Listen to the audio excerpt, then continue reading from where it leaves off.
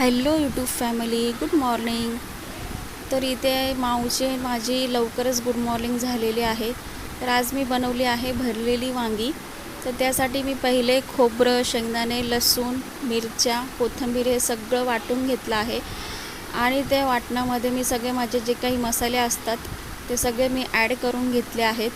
त्याच्यानंतर ते सगळं मी स्टफ करून घेतलं आहे वांग्यामध्ये. कढई गरम करून घेतली, त्याच्यामध्ये तेल टाकलं. तेलामध्ये मोहरी, कढीपत्ताची फोडणी दिली आहे आणि त्याच्यानंतर मी हे सगळे वांगी त्यात सोडली आहेत.